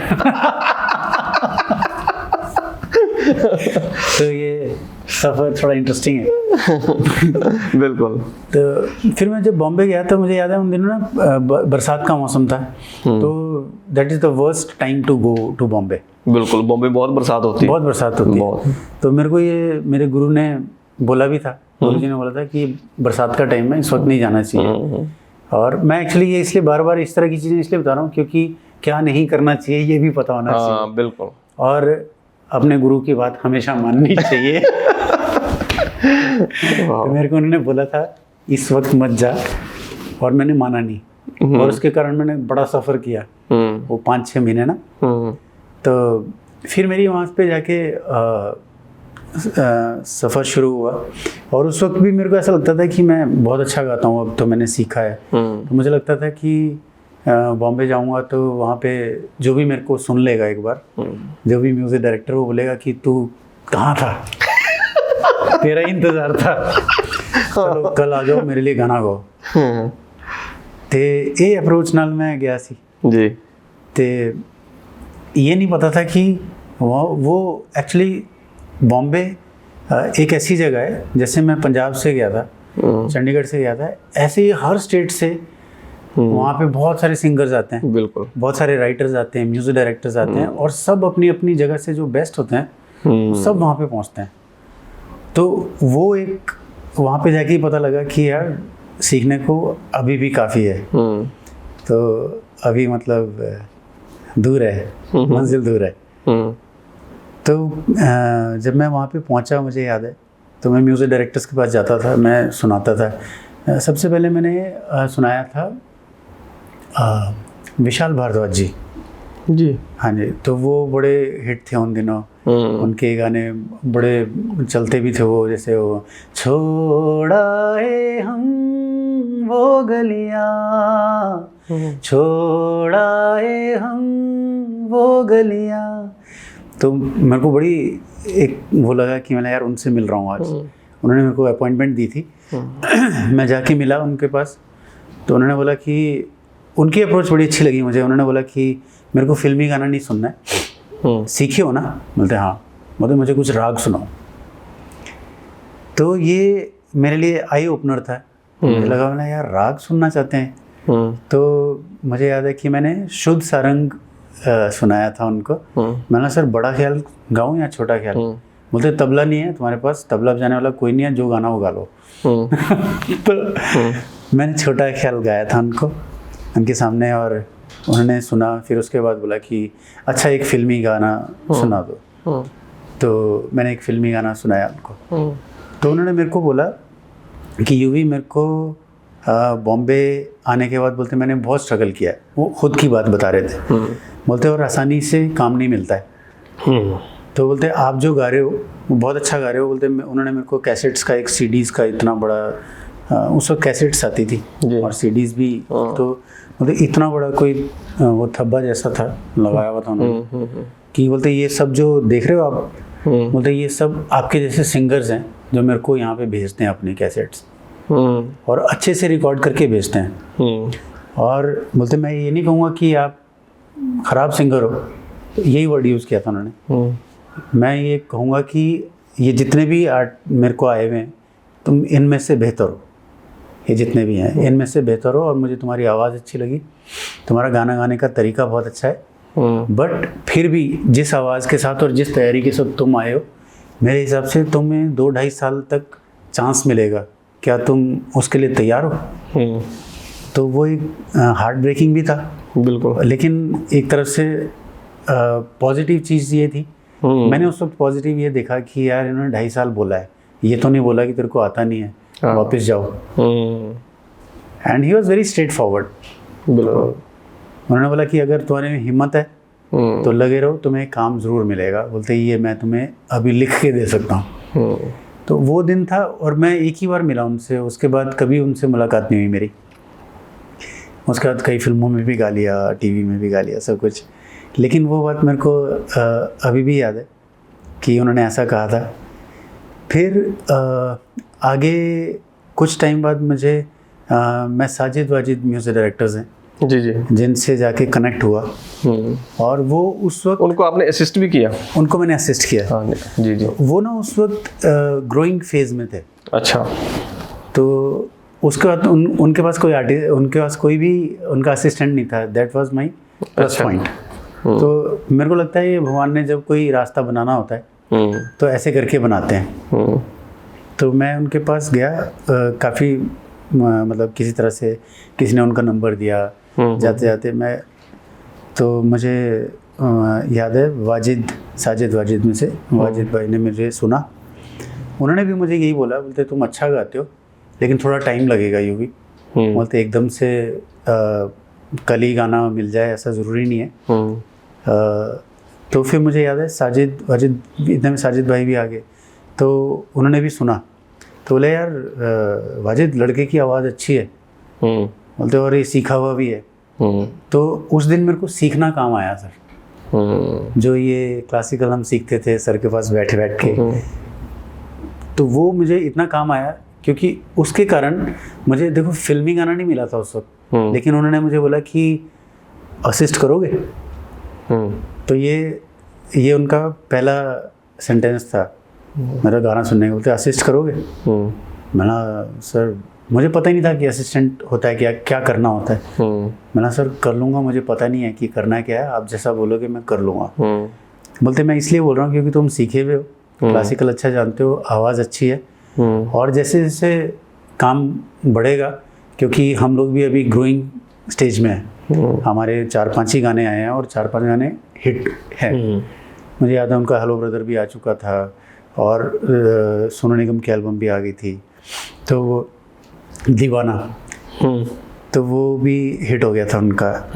तो वो मतलब नेवर लाइक हॉट केक्स उस वक्त। तो वो मेरी किस्मत अच्छी थी, भगवान की मेहरबानी थी, और उन लोगों की भी बहुत अच्छाई कि उन्होंने मेरा गाना सुन के एज अ असिस्टेंट मेरे को उन्होंने साथ रख लिया। ऐसे शुरुआत हुई मेरी वहाँ से। तो भाई रिकॉग्निशन किस गाने से मिली?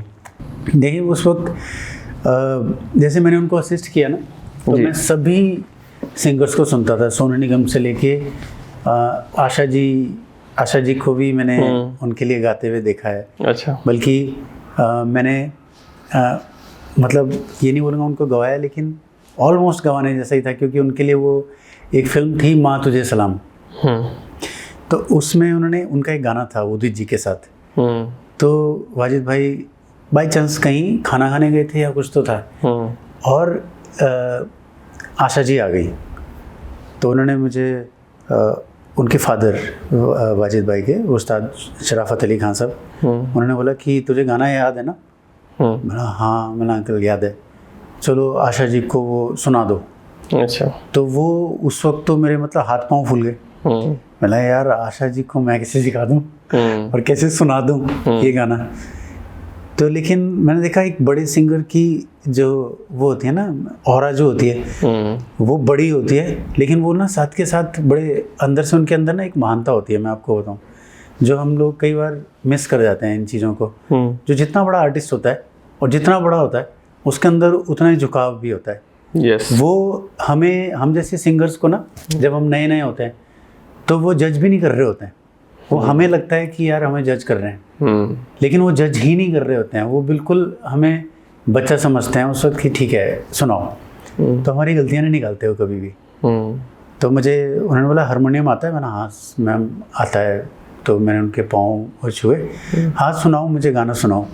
तो बड़े प्यार से तो मैंने उनको हाथ जोड़ के मैंने, मैम अगर गलती हो जाए कोई तो माफ़ करना। नहीं नहीं तुम सुनाओ ऐसा बेटा, चिंता मत करो, मैं आपको जज नहीं कर रही हूँ। तो ये वर्ड्स थे उनके। तो मैंने उनको सुनाया, सिखाया मतलब वो गाना। तो उन्होंने गाया। उसके बाद उदित जी को सुना। तो सबके जो बड़े बड़े सिंगर्स जब आते थे, कुमार शानू, उदित नारायण, सोनू निगम, अभिजीत जी, तो इनको सबको सुनता था। मेरे को लगता था वो जो उनके असिस्ट करने के कारण वो सीखने को बड़ा मिलता था कि कैसे एक्सप्रेशन देना है। क्योंकि क्लासिकल सीखने के बाद भी ना बड़ा कुछ होता है जो हमें वो वहीं पे जाके पता लगता है। जब आप स्टूडियो में, जब तक आप गाते नहीं हो ना, बिल्कुल, तब तक वो आप कितना भी अच्छा गाते हो, स्टूडियो में गाना is very different, very different. तो वो चीज़ें मैंने वहाँ पे उनको देख देख के ऑब्जर्व की थी। तो मुझे याद है एक फिल्म आई थी बागी, संजय दत्त, मनीषा कोइराला और भी सिंग थे। तो ये मेन आर्टिस्ट थे। तो वाजिद भाई ने मेरे को सबसे पहले 2 लाइनें, मतलब एक पूरा मुखड़ा टाइप का था, और उसके बाद कविता कृष्णमूर्ति जी का गाना शुरू होता था। तो वो मैंने फर्स्ट टाइम वो गाया था। तो हालांकि फिल्म फ्लॉप होगी, पता भी नहीं लगा कब आया।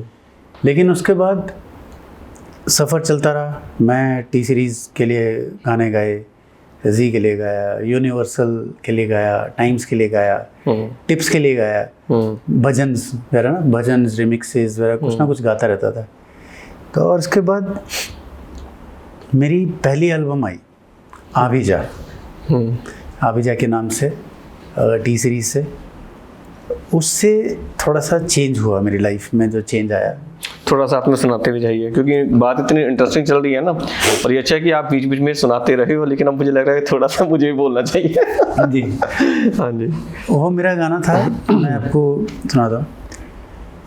आभिजा इस तरह आके फिर कभी ना जा, आभिजा इस तरह आके फिर कभी ना जा, याद करके थक गया हूँ, प्यार करना चाहता हूँ, इतनी सी है बस इल्तिजा। ये मेरा पहला गाना था जो रिलीज़ हुआ था एल्बम का। जी। तो टी सीरीज़ एक बड़ी कंपनी थी, तो उससे मेरे को मेरी म्यूज़िक करियर थोड़ा सा आगे बढ़ा। और हालांकि कोई बड़ी उपलब्धि नहीं थी, बड़ा सक्सेसफुल भी नहीं हुआ, क्योंकि बस आया और चला गया गाना मतलब। लेकिन फिर भी जो इंडस्ट्री के लोगों को, उनको पता था। फिर वीनस से एक एल्बम आई, गोरी तेरी अखियाँ। तो वो बिल्कुल डिफरेंट था। ये जैसे रोमांटिक गाना था, वो बिल्कुल डांस नंबर। गोरी तेरी अखियाँ करे मिठी बत्तियाँ, जागू सारी रतियाँ, सारी सारी रतियाँ, तेरी चाल मोरनी जैसी जगाए मुझे सारी रतियाँ। सारंग में था ये जी गाना। तो ये भी, इसका वीडियो बहुत अच्छा था। तो इससे थोड़ा सा और आगे आया। और मुझे याद है ये आने के बाद फिर मैंने इंडियन आइडल की तरफ से, इंडियन आइडल सोनी टीवी पे आता है, तो इंडियन आइडल 4 का सीज़न था वो। तो वहाँ से मुझे प्री कास्टिंग जज के लिए ऑफ़र आया था। ओके। तो मुझे पता ही नहीं था उस वक्त इतना ज़्यादा, लेकिन उन्होंने बताया कि आपको जजमेंट करनी है। तो फिर पता लगा दैट्स बिहाइंड द सीन्स, मतलब जो इतने सारे कैंडिडेट्स आते हैं थ्रू आउट इंडिया। तो मैंने पूरा इंडिया घूमा उस वक्त, पंजाब भी, कोलकाता, और जहाँ तक भी जा सकते थे, मतलब कानपुर जा रहे हैं, कहीं बेंगलोर तक जाके। तो वो बड़ा अच्छा एक्सपीरियंस था। उस दिन मुझे एक तो ये पता लगा कि टैलेंट की कमी नहीं है, बहुत टैलेंटेड लोग हैं इतने, और मैं खुद भी कम उम्र का था उस वक्त। और इंडियन आइडल तो वो मेरे लिए मतलब वो टर्निंग पॉइंट्स, जैसे जैसे मैं इस तरह से बता रहा हूँ कि मेरी लाइफ कैसे कैसे आगे बढ़ गई। तो उस वक्त वो मैंने वो ऑफ़र लिया उनका, और ये एल्बम्स के कारण ऐसा हुआ, गाने के कारण। तो मैंने वो सब कुछ सुना भी उस वक्त, और फिर उसके बाद परफॉर्मेंस देनी पड़ती थी उनके सामने कि आपको कैसे गाना चाहिए। तो इंडियन आइडल एक बड़ा प्लेटफॉर्म था। बिल्कुल। तो उस वक्त मुझसे एक गलती ज़रूर हुई थी, क्योंकि मुझे याद है जब जो उनके जो प्रोडक्शन कंपनी थी, तो वो मुझे सुनते रहते थे ना, क्योंकि वो सारे इंडिया में घूम रहे हैं, मैं गा के सुनाता था और सुनता भी था, सुनाता भी था कि आपने क्या गलती कर दी, बताना ज़रूरी है कैंडिडेट्स को। तो उन्होंने मेरे को बोला कि यूवी तुम बहुत अच्छा गाते हो, why don't you participate in Indian Idol, तुम अभी इस एज के हो, अभी तुम्हारा एज भी तुम्हारे साथ है। तो मुझे लगा कि क्यों नहीं कर सकते हैं, लेकिन मेरे को पता नहीं क्यों ना, मुझे ऐसा लगा कि शायद वो भी मेरी गलती थी, शायद मेरी ज़िंदगी में और कुछ लिखा था और थोड़ी सी स्ट्रगल बाकी थी। तो मैंने वो ऑफ़र लिया नहीं उनका। तो उन्होंने मुझे बोला कि कर लो, बोलते अच्छा रहेगा, बोलते you will be in top 28, है ना, बोलते हम जो आपको देखते हैं आप टॉप 28 में आ सकते हो, और उसके बाद की जर्नी आपकी है। तो पता नहीं मुझे ऐसा लगा कि यार मेरी एल्बम आ चुकी है, मैं गा ही रहा हूँ, टी सीरीज़ के लिए बहुत भजन्स गाता था उस वक्त, मैं रिमिक्सेस बहुत गाता था, बल्कि एक रिमिक्स था मेरा, ये दिन तो आता है एक दिन जवानी में, आंखें मिले तो लगे आग पानी में, ये बड़ा चल गया था, ये गाना था। देन ये ओशियन रिकॉर्ड से आया था। फिर टी सीरीज़ का मेरे को याद है एक रिमिक्स आया था, तो उसमें वो भीगी भीगी रातों में, मीठी मीठी बातों में, ऐसी बरसातों में कैसा लगता है, ऐसा लगता है तुम बन के घटा। तो ये वाला गाना मैंने गाया था, और ये काफ़ी चल गया था उनका। तो मुझे उस वक्त मुझे लगा कि यार मेरा करियर अच्छा चल रहा है, तो कॉम्पिटिशन्स पे मुझे थोड़ा सा फेथ नहीं था। मुझे ऐसा लगा कि अगर हार गए तो कहीं ऐसा ना हो कि मुझे एक सेटबैक लगे, जबकि मुझे ऐसा लगता है कि सेटबैक नहीं था। आप टीवी पे आते हो तो आपकी पहचान बनती है आप लोगों के बीच में, तो वो मेरे से थोड़ी सी भूल हुई, but I don't regret it now. और मुझे लगता है कि शायद मेरी ज़िंदगी में भगवान ने एक रास्ता ऐसा ही लिखा था कि ऐसे करके आगे जाना है। तो ये शुरुआत थी मेरी फिल्म्स की। और उसके बाद जो टर्निंग पॉइंट मेरी लाइफ में आया वो था दबंग से। दबंग 2 मेरे को याद है, साजिद वाजिद कर रहे थे म्यूज़िक, उसमें गाना था फेविकॉल, चिपका ले भैया फेविकॉल से, चिपका ले सैया फेविकॉल से। जी जी। तो वो हालांकि उसमें मैंने I was a part of it, क्योंकि मैं एक कहीं पे बैठा हुआ था उस वक्त तक, तो मेरे को वाजिद भाई का फ़ोन आया कि यूवी क्या कर रहा है तू। मैंने भैया कुछ नहीं, बस यहाँ पे बैठ के चाय पी रहा हूँ, कहीं पे किसी रेस्टोरेंट में बैठे थे हम लोग। तो उन्होंने बोला कि तू ना अभी आ जा। अच्छा। तो मुझे भी पता नहीं था कि क्या करना चाह रहे हैं, तो मैं चला गया। तो बोलते यार वो ना फटाफट उन्होंने मेरे को गाना सिखाया। तो मुझे लगा कि पता नहीं क्यों सिखा रहे हैं गाना, मैंने हो सकता है किसी को डब करवाना हो, क्योंकि मैं उस वक्त तक भी उनको असिस्ट कर रहा था। जी जी। तो मेरे को लगा कि मुझे को डबिंग करवानी होगी, इसलिए मुझे अच्छी तरह से सिखा रहे हैं ताकि जो भी सिंगर आएगा तो वो गाएगा। तो फिर सुनाया उन्होंने, बोलते याद हो गया? मैंने हाँ अच्छा याद हो गया। फिर अचानक से बोला कि तुम्हें ये गाना है।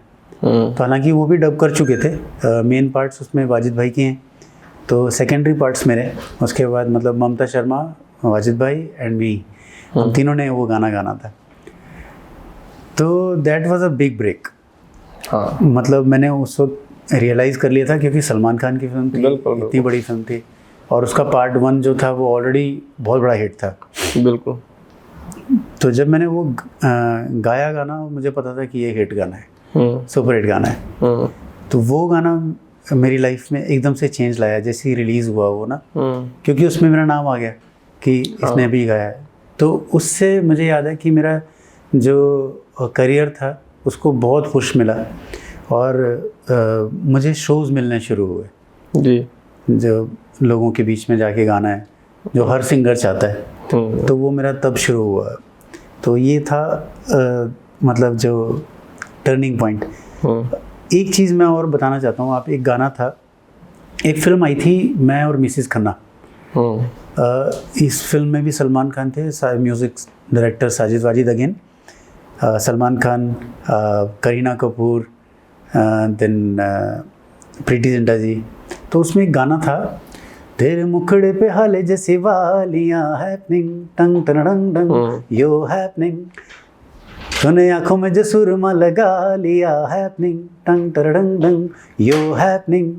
तो इसके लिए भी मेरे को वाजिद भाई ने अचानक से बुलाया था। इस गाने से भी पहले, मैं फेविकॉल से पहले की बात कर रहा हूँ। तो वो बुलाया, उसमें एक छोटा सा सरगम का पार्ट था, हालांकि वो म्यूज़िक में बाद में फिर पीछे रह गया, वो सुनाई देता अभी भी। तो उन्होंने वो भी गवाया मुझसे, और इसमें मैंने और वाजिद भाई ने एंड सुनिधि चौहान जी, तो ये गाना गाया था। और वो गाना भी एक मतलब एक ये था कि इतनी बड़ी फिल्म में गाना था। तो वो उससे वाजिद भाई के अंदर मेरे लिए कॉन्फिडेंस पैदा हो गया कि ये अच्छा गा सकता है। फिर फेविकॉल गवाया उन्होंने मुझसे ऐसे ही। यूवी भाई, आपका गाना आया था ओए होए जवानी ले डूबी जी, बड़ा ही सुपर डुपर हिट गाना रहा जी। उसके बारे में बताइए कि वो गाने के पीछे क्या स्टोरी थी और आपका उसमें कैसा रोल रहा। इसकी ना बड़ी इंटरेस्टिंग कहानी है जी। इस गाने की। जैसे कि मैंने पहले भी बताया, वाजिद भाई ने पहले भी मुझे बुलाया था, तो अचानक बुलाया था। मेरी ज़िंदगी में सब कुछ अचानक हुआ है सीरियसली। शायद सबकी लाइफ में ऐसा होता होगा। हाँ जी। बट इतना अचानक होता है वो, ये पता नहीं होता है। मुझे याद है उन दिनों ना मैं बड़ा डिप्रेस था। इन दिनों की बात बता रहा हूँ, जब मैंने जवानी ले डूबी गाया। उससे पहले मेरा किसी म्यूज़िक डायरेक्टर से, अपने ही दोस्त से, किसी से एक थोड़ा सा झगड़ा सा हो गया था ऐसे ही। तो मुझे लगता था, मैंने यार कैसी लाइफ है, कुछ अच्छा नहीं हो रहा है लाइफ में। गाना आया वो काफ़ी टाइम हो गया है। हालांकि ऐसा नहीं था, मैं उस वक्त भी सीरियल्स में गा रहा था, बहुत सारी फिल्मों में गा रहा था। ZTV के लिए 1 मिनट दियाँ खेड़ा एक गाना भी सुनाऊं थोड़ा सा। हाँ बिल्कुल बिल्कुल जी, बिल्कुल। खेडने दी उम्र ना कोई लोकी नहीं कहंदे सारे, जे असी जे खेड खेडांगे नाल हसी दे गुब्बारे, ए बच्चियां दे ते मावां दी, बुजुर्गां दी, नौजवानां दी, इंटरेस्ट दी है गल है यारो, ते इनाम भी संग हजार हो जाओ रेडी ते गेट सेट गो। 1 मिनट दियां खेडां 1 मिनट दियां खेडां 1 मिनट दियां खेडां 1 मिनट दियां खेडां। ये मैं मतलब इस तरह के कुछ ना कुछ गाता रहता था। तो ये मैंने ZTV के लिए गाया था, पंजाबी के लिए। तो अगेन कमिंग टू जवानी ले डूबी जी। तो मैं फिर से, मेरे साथ वही हुआ कि मैं कहीं पे बैठा हुआ था, टाइम पास कर रहा था दोस्त के साथ, कि यार मेरी लड़ाई होगी अपने म्यूज़िक डायरेक्टर फ्रेंड से।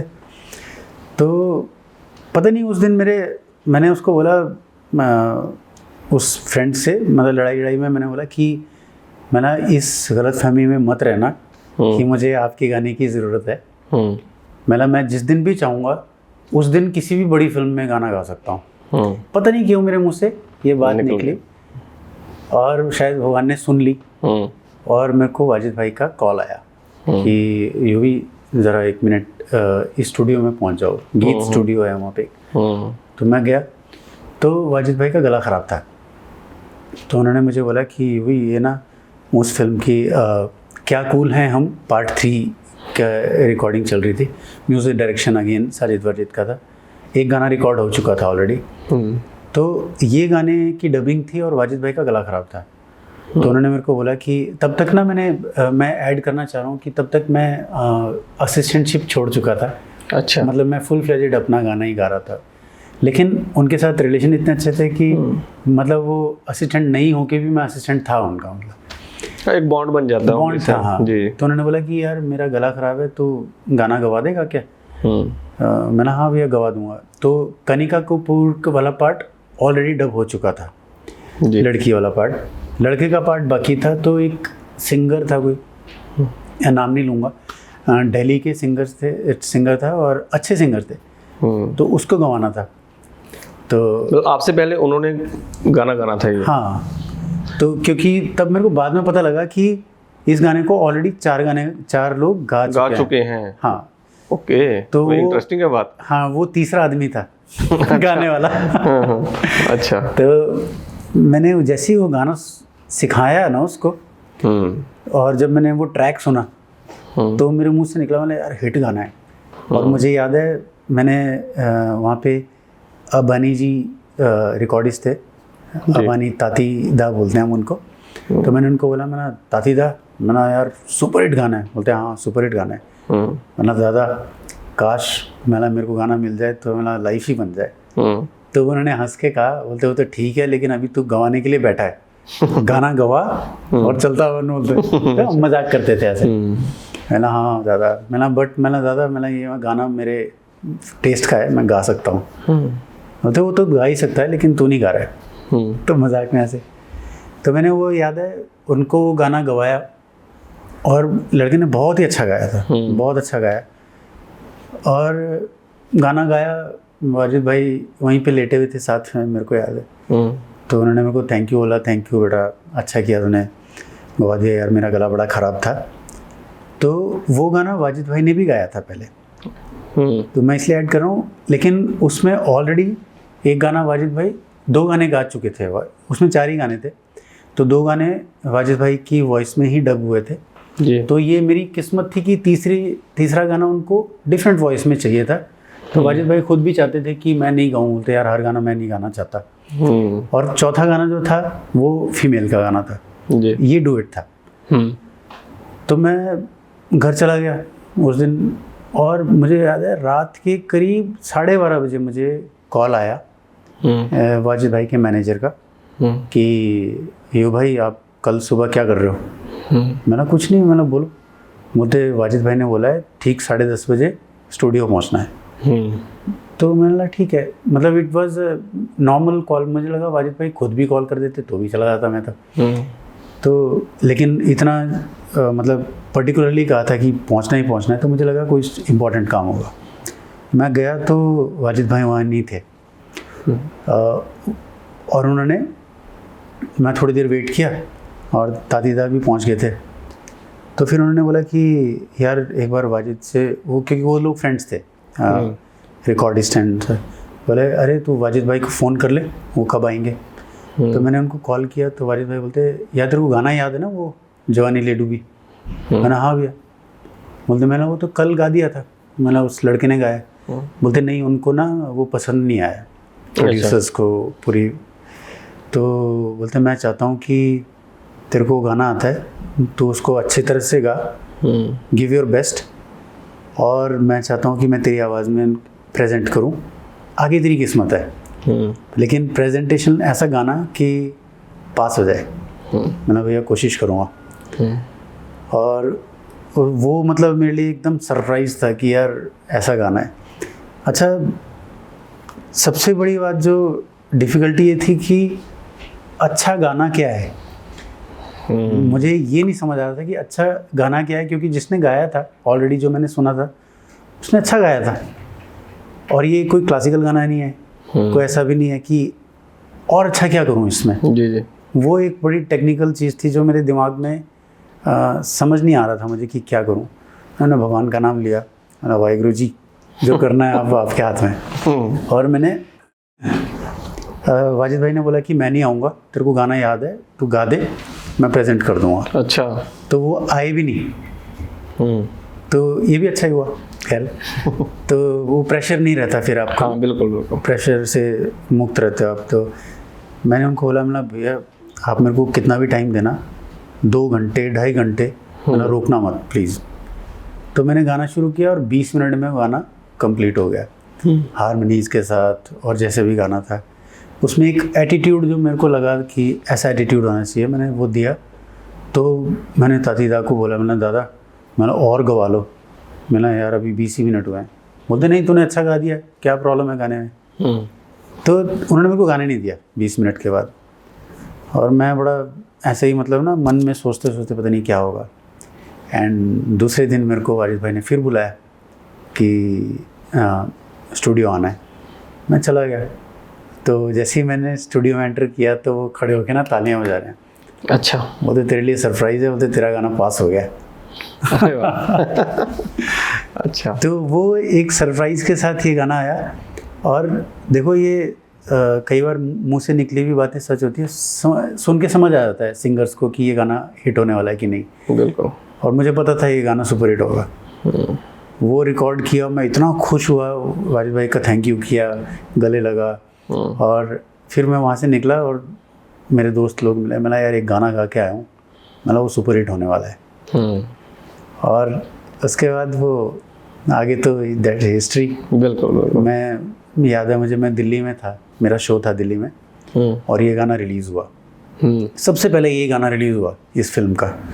और टाइम्स ऑफ इंडिया में हेडलाइन में टॉप, मतलब फर्स्ट पेज पे गाने का वो आया, मेरा नाम आ गया, सब कुछ।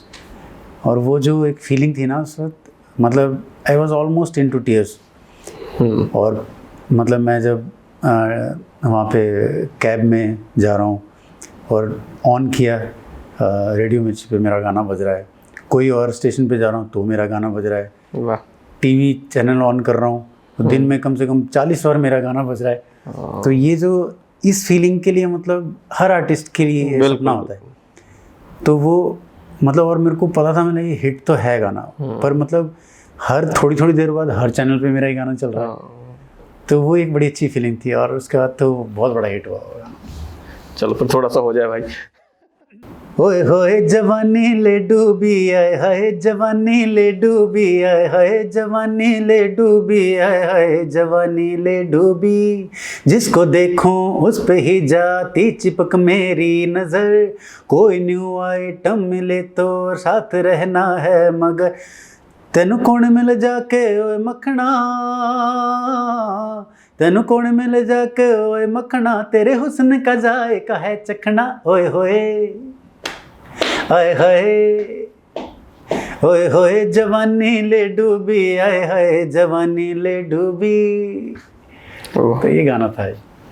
बहुत बढ़िया। इस गाने ने बड़ी धूम मचाई, मतलब नॉर्थ इंडिया में तो ये मतलब बड़ा गाना था इस। जी जी। अभी लेटेस्ट एल्बम आई थी आपकी मन बावरा। हाँ जी हाँ जी। हाँ जी। वो बहुत अच्छा, वो गाना मैंने कंपोज भी किया है वो गाना जी। और बहुत ही प्यारा गाना है। मन बावरा मेरा बिन तेरे रहा ना काम का, ये इश्क ये रंग इश्क का चढ़ गया जो तेरे नाम का। मन बावरा मेरा बिन तेरे रहा ना काम का, तेरी चाहत है मुझे, तेरी आदत है मुझे, प्यार का धागा ऐसा बंधा, छोड़ के तेरी बाहें चलूं मैं चलूं तेरी राहें, प्यार का धागा ऐसा बुना, ये रंग इश्क का चढ़ गया जो तेरे नाम का। क्या बात है भाई। तो भाई आपने बॉलीवुड सॉन्ग्स के अलावा आपने पंजाबी में भी गाना गाया है, कन्नड़ में भी गाया है और बंगाली में भी गाया है। हाँ जी, मैंने ऑलमोस्ट काफ़ी कम से कम 20-25 भाषाओं में गाया होगा सर। क्या उड़िया में भी गाया है, बंगाली में भी गाया है, गुजराती में भी गाया है, हरियाणवी में गाया है, राजस्थानी में गाया है ना। पंजाबी में मेरा, क्योंकि पंजाब से प्यार है तो एक, क्योंकि वही बेल्ट है हमारी। बिल्कुल बिल्कुल। तो वो एक अलग ही मज़ा आता है। बिल्कुल। तो एक फिल्म थी पटियाला एक्सप्रेस जी, मुझे नहीं पता वो कितनी चली है फिल्म, लेकिन गाना बड़ा अच्छा था उसमें। माए नी मैनू चैन ना वे, माए नी दिल डुब डुब जावे, माए नी माए नी माए नी माए नी। ये गाना था पंजाबी में बहुत जो बहुत हिट हुआ था, मतलब इसमें अच्छा से- चल गया था। इसमें से मिट्टी की खुशबू भी आ रही है हाँ जी है ना? एक तो माँ की बात है हाँ जी। है ना? बिल्कुल। इसके अलावा एक और प्रोफेसर हरविंदर सिंह जी का मेरे गुरु जी की एक जी, जी। कंपोजिशन है जी। जो मैंने जी म्यूजिक के लिए गाई थी। वो भी बहुत अच्छा पंजाबी गाना है। जी। 2 लाइनें गा। बिल्कुल बिल्कुल। वसदा नसीबां विच तू ही मेरे ढोलना वे, जिंदड़ी भी तेरी है दुआ, जिंदड़ी भी तेरी है दुआ, छुप छुप यादां तेरियां दिल नू सतांदियां ने, जिंदड़ी भी तेरी है दुआ, जिंदड़ी भी तेरी है दुआ, वसदा नसीबा। तो ये है, मैं थोड़े लिरिक्स भूल जाता हूँ, मेरी आदत है, लेकिन ये गाना था जो, ये गाना मेरे बड़ी क्लोज है मेरे लिए, क्योंकि ये मेरे उस्ताद जी की कंपोजिशन है। जी जी। हाँ जी। तो भाई आपने वीरा सीरियल्स के सारे सॉन्ग्स आपने गाए जी। जो बड़े हिट सॉन्ग्स रहे हैं, जी। उनके बारे में अगर कुछ आप बताना चाहो। अच्छा, वीरा का भी एक बड़ा अच्छा इंटरेस्टिंग वो है, उसका म्यूज़िक दिया है सरगम। अभी वो उसके बाद से नकाश और सरगम के नाम से करते हैं, 2 जोड़ी है। जी। उस वक्त वो अकेला था, नकाश के नाम सरगम के नाम से करता था। तो he is a very good friend. तो उसने मेरे को फ़ोन किया, बोलते पाजी, वो भी अचानक में, कित्थे हो तुसी, वो पंजाबी बोलता है, वो गंगानगर का है वो लड़का। जी। तो मतलब पाजी कित्थे हो तुसी, मैंने यार इधर ही हूँ आस पास, बता मेला आ जाओ, तो एक गाना गाना है। मैं चंगा, मैंने बट ना ये मैं आगे सुनाना है गाना, ते तुसी आ जाओ, रफ करना है हले। मैं ठीक है, पंजाबी च कहना सी गया। तो उसने गाना सुनाया, और ये पंजाब बेस्ड था ये गाना, ये फिल्म वीरा ना सीरियल। जी। तो उसने गाना सुनाया, बड़ा अच्छा गाना था। ओ रब्बा, ओ रब्बा, ओ रब्बा, ओ रब्बा, दिल की दुहाई सुन, दर्द जुदाई सुन, इश्क खुदाई सुन, दारा रा रा रा रा, अखां दी बरसाते सुन, तारा रा रा रा रा रा, सांसों की सरगोशी सुन, हवा की सरगोशी सुन, हाय रब्बा, ओ रब्बा, ओ रब्बा, ओ रब्बा। ये गाना था। जी। तो ये गाना इतना हिट हो गया वो, मतलब रिलीज़ होने के बाद, मतलब मैंने कभी सोचा नहीं था कि टीवी का गाना भी कोई हिट हो सकता है और उससे आपके करियर को बूस्ट मिल सकता है। जी। ये मेरे लिए एक बड़ी हैरानी वाली और मतलब जो surprise रफ आपने गाया था वही अल्टीमेट फाइनल कर दिया। हाँ, जो इंटरेस्टिंग बात थी, सॉरी मैं भूल गया, इंटरेस्टिंग बात थी कि उसने मेरे को बोला कि सुनाना है यार, और उसके बाद अच्छे से म्यूजिक करेंगे, फिर इसको रिकॉर्ड करेंगे। मैंने ठीक है। तो मैंने नॉर्मल से माइक घर पे, जैसे हम रिकॉर्ड करते हैं और घर पे ही उसका स्टूडियो था, ऐसे माइक लेके, प्रोफेशनल माइक नहीं था, कमाल की बात है, जो आहूजा के माइक्स होते हैं, जी जी। वो अभी आहूजा का था या SM58 शायद माइक था। तो मैंने वो हाथ में लेके ऐसे ही गा दिया, और उसमें थोड़ी सी गलती भी थी, वो गलती मुझे ही पता है कि है, लोगों को नहीं पता है तो इसलिए मैं बताऊंगा नहीं। तो लेकिन इंटरेस्टिंग ये रहा। तो मैं वेट कर रहा हूँ कि यार गाना आएगा, वो बताएगा मेरे को रिकॉर्ड करना है। तो मैंने गाना अच्छी तरह से उसको रट लिया है बाद में ना, जब रिकॉर्ड करने के बाद, कि मैंने यार गाना तो है ही है। तो उसको एक दिन मैंने अचानक से टीवी ऑन किया तो ये गाना बज रहा है। तो मैंने यार ये तो हमने रिकॉर्ड करना था। और मैंने उसको फ़ोन किया, मैंने यार सरगम वो तूने गाना गवाया ही नहीं। बोलते नहीं पाजी, वो तो मैंने भेज दिया था, उनको पसंद आ गया और उन्होंने बोला कि बहुत ही अच्छा है। तो बोलते जब उन्होंने बहुत ही अच्छा बोला तो फिर बोलते मेरी हिम्मत नहीं हुई कि मैं इसको दोबारा रिकॉर्ड करूं। तो वो एक इंटरेस्टिंग बात थी कि रफ गाना भी रिकॉर्ड हो सकता है और हिट भी हो सकता है जी। ये सब भगवान के हाथ में है। बिल्कुल कि बिल्कुल। जब कुछ होना है तो कैसे भी हो सकता है, उसमें गलती भी है, लेकिन मैं बताऊंगा नहीं। गाने के अलावा और क्या हॉबीज है भाई?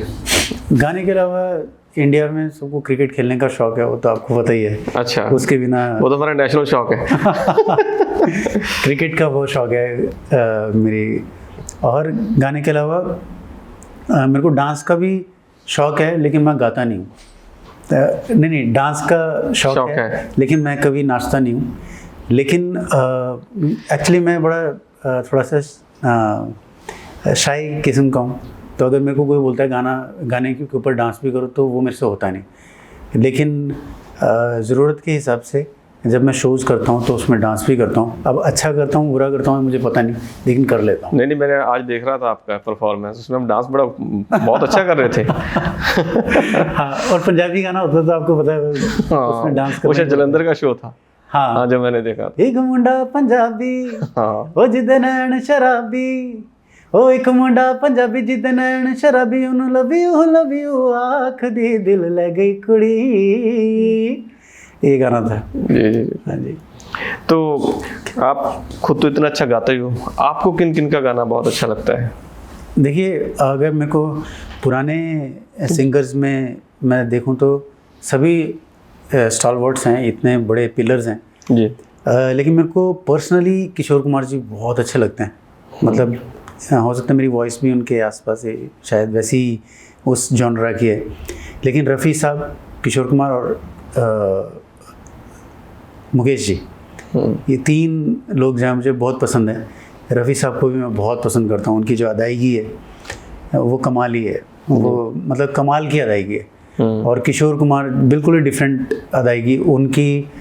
अगर मतलब सेम गाना अगर वो गाएं और रफ़ी साहब गाएं तो दोनों की अदायगी बिल्कुल डिफरेंट होती है। और तो मुझे ये दोनों बहुत पसंद थे। और इसमें एक बड़ा अच्छा है वो, तुम बिन जाऊं कहाँ, तो रफ़ी साहब ने जिस तरह से गाया थे, तुम बिन जाऊं कहाँ के दुनिया में आकर, कुछ ना फिर चाह कभी तुमको चाह के, तुम बिन, ये उनका स्टाइल था। और किशोर कुमार, तुम बिन जाऊं कहाँ के दुनिया में आकर, कुछ ना फिर चाह कभी तुमको चाह के। तो ये देखिए दोनों का स्टाइल अलग है। तो ये मुझे दोनों ही अच्छे लगते हैं, तो इसलिए मेरे को दोनों स्टाइल्स आते हैं।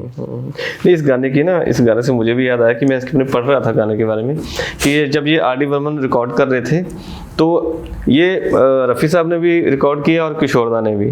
तो किशोरदा बोले कि रफ़ी साहब ज़्यादा अच्छा गा रहे हैं, रफ़ी साहब बोले कि किशोर जी ज़्यादा अच्छे गा रहे हैं। हाँ। तो उन्होंने दोनों का रख लिया और वो अलग अलग टाइम पे सिचुएशन पे दोनों का गाना है और दोनों ही हिट हो गए, दोनों हिट। और आज तक कहते अनडिसाइडेड है कि ज़्यादा अच्छा कौन गा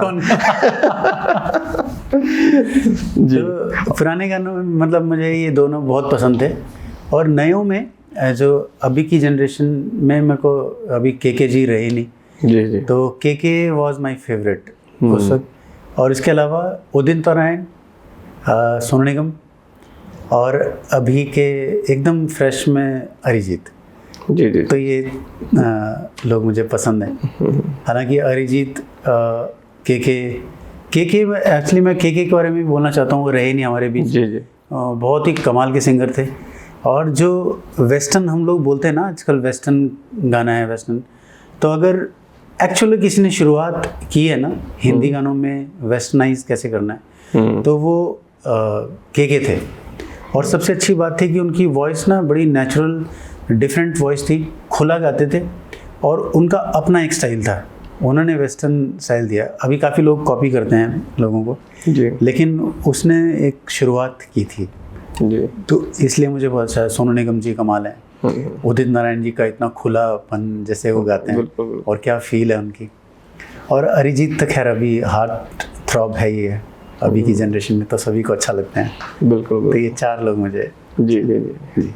अभी बातें तो ऐसा है कि मन भर नहीं रहा है ना, कि ये बस ऐसे चलती रहें, क्योंकि इतनी सारी बातें आ रही हैं, इतनी ज़्यादा रोचक आपकी किस्से हैं, लेकिन हमारे पास समय का अभाव है, तो हम उसके लिए आपसे क्षमा भी मांगते हैं। लेकिन नेक्स्ट फिर जब आप आएंगे मुंबई से तो हम डेफिनेटली फिर एक आपकी इंटरव्यू करेंगे जी, है ना। और मैं जाने से पहले ना, क्योंकि के जी की कुछ टाइम पहले एक डेथ हुई है, उनकी डेथ, तो अगर आप चाहें तो नहीं नहीं, दो बिल्कुल लाइनें बिल्कुल गाना बिल्कुल, चाहता हूँ, बिल्कुल।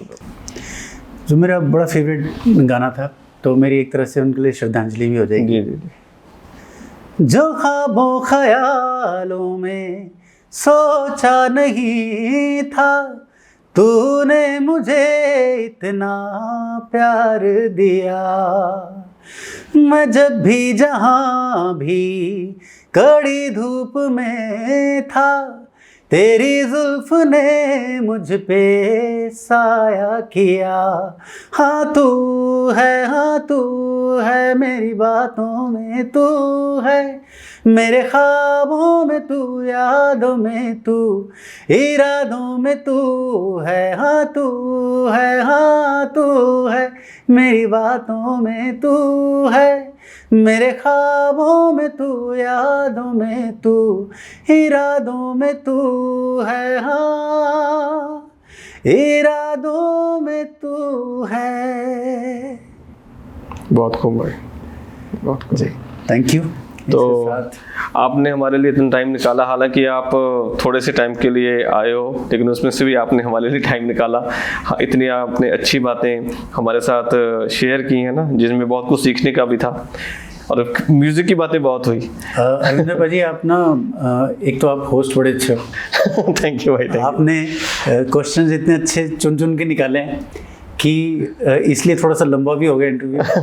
और मुझे ये समझ नहीं आता कि क्या छूटे, मतलब जी, क्या बोलने से छूट जाए। तो आपने क्वेश्चंस इतने अच्छे सेट किए थे तो मुझे समझ नहीं आ रहा था कि क्या छोड़ सकता हूँ। नहीं, इसका कारण ये भी था ना कि एक तो कि वो एक जो कनेक्शन है हमारा म्यूजिक के लेके, फिर हमारे सेम उस्ताद जी सेम है, और एक और बात है कि हम लोग मिले ही इतने टाइम बाद आज हैं, और फिर वो इतनी सारी बातें, कभी इतना लंबा बैठे भी नहीं, वो सारे कारण ही रहे।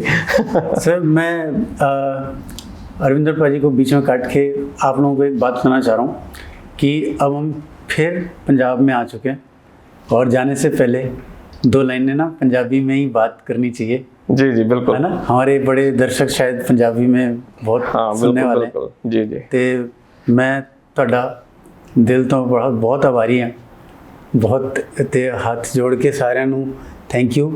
And plus HD plus TV ਹੈ ਜਿਨ੍ਹਾਂ ਨੇ ਮੈਨੂੰ ਇਹ ਮੌਕਾ ਦਿੱਤਾ ਹੈ। ਤੇ ਅਰਵਿੰਦਰ ਭਾਜੀ, ਥੈਂਕ ਯੂ ਤੁਹਾਡਾ, ਤੁਸੀਂ ਮੈਨੂੰ ਇੱਥੇ ਸੱਦਿਆ ਤੇ ਇੰਨੀ ਹੌਸਲਾ ਅਫਜ਼ਾਈ ਕੀਤੀ ਹੈ ਮੇਰੀ, ਤੇ ਇੰਨਾ ਮਾਣ ਦਿੱਤਾ ਮੈਨੂੰ, ਤੁਸੀਂ ਇਸ ਲਾਇਕ ਸਮਝਿਆ ਮੈਨੂੰ। ਥੈਂਕ ਯੂ ਸੋ ਮਚ, बहुत बहुत थैंक यू। इरादों में तू है, हाँ इरादों में तू है।